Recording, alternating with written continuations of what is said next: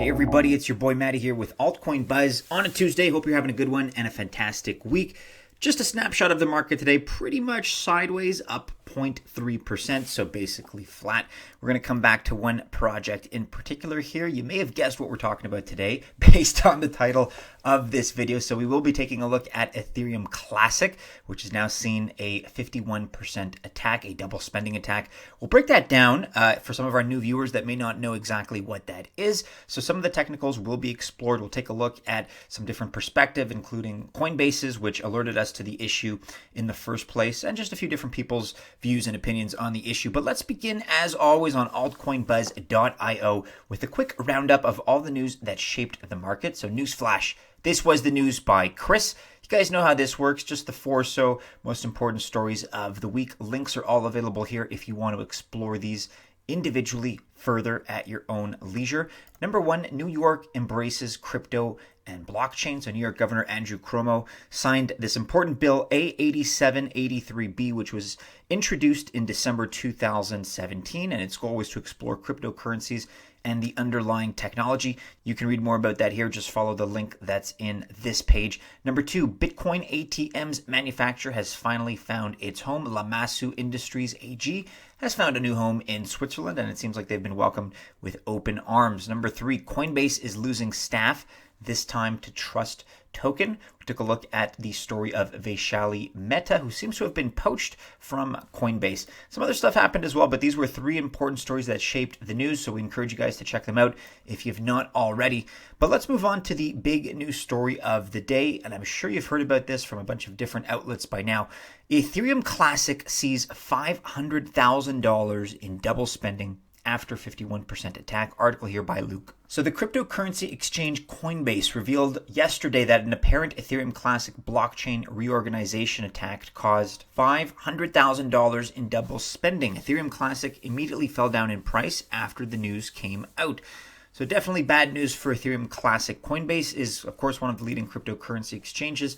They announced directly that an apparent ETC blockchain reorganization attack had been accompanied by around $500,000 in double spending. So 88,500 Ethereum Classics. And as Luke points out, this was announced in a tweet here, which we're going to take a look at. So this is from January 7th. On January 5th, 2019, Coinbase detected a deep chain reorganization of the Ethereum Classic blockchain that included a double spend.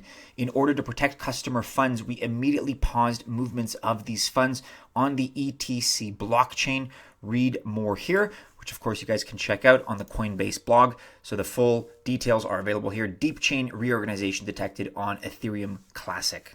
Going back to Luke's article here, furthermore, in the blog post, the company wrote, quote, "We observed repeated deep reorganizations of the Ethereum Classic blockchain, most of which contained double spends. The total value of the double spends that we have observed thus far is over 88,000 ETC. So that's about $460,000 US. And then take a look at the response here by Ethereum Classic. Interestingly enough, writes Luke, according to the team behind Ethereum Classic, Coinbase decided to share the news publicly before contacting the ETC team about the attack.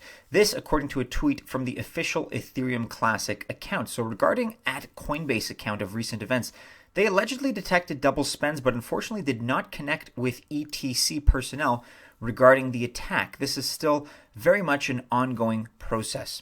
So as Luke writes here to conclude, because of the bad news, Ethereum Classic is currently down more than 8%.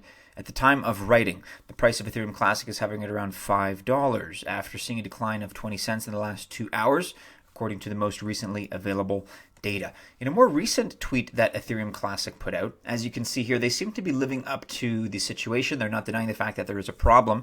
So this from yesterday, January 7th. To be clear, we are making no attempt to hide or downplay recent events. Facts are facts, and as the situation develops, we'll soon get a full picture of what actually took place. Lindsay is testing ASICs. Coinbase reported double spends. Both may be true in time. We will see. So it looks like they got some flack for that first response that I read to you about, hey, Coinbase, you should have contacted us. Why not let us know what's going on? This is in response to their own tweet, so I think this is perhaps a little bit of damage control. But nonetheless, they do seem to be upfront about this, and they're addressing it directly. Now, we realize that some of this terminology can become technical sometimes, and of course, there are new people entering into this space all the time. If you're not familiar with what a 51% attack is, I thought it would be a good idea to break it down for some of our newer viewers. So here's a good article on medium.com that really explains it quite succinctly. So blockchain, how a 51% attack works. In other words, a double spend attack. So a 51% attack or double spend attack is a miner or group of miners on a blockchain trying to spend their cryptos on that blockchain twice. It's basically a power move when they're able to take over control based on a majority of the consensus that they wield. So they try to double spend them, right? They try to double spend the cryptos, hence the name. The goal of this isn't always to double spend cryptos, but more often to cast discredit over a certain crypto or blockchain by affecting its integrity. So here's an example that they use in the world of cars. Let's say you spend 10 Bitcoin on a luxury car, and the car gets delivered to your home a few days later, and then your Bitcoins are transferred from yourself to the car company.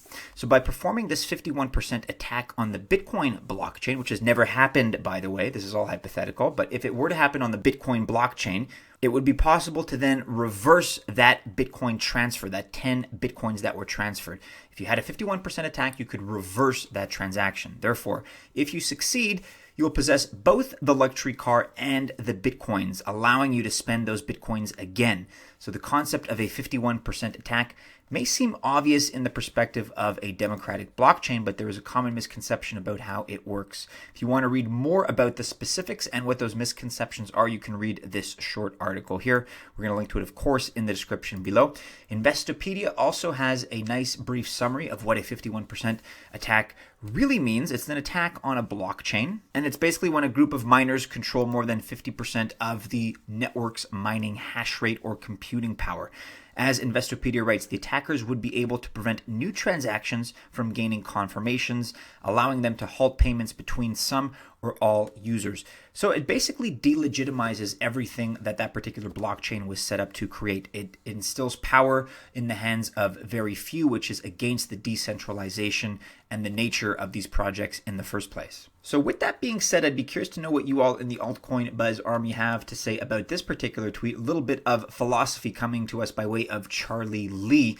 And when it comes to the subject of decentralization versus security, I mean, these are considerations that need to be addressed. So in response to what Crypto Tesla said, if it cannot be 51% attacked, it isn't decentralized. In other words, there's this inherent built-in feature of decentralization that, hey, worst case scenario, yes, a 51% attack is possible.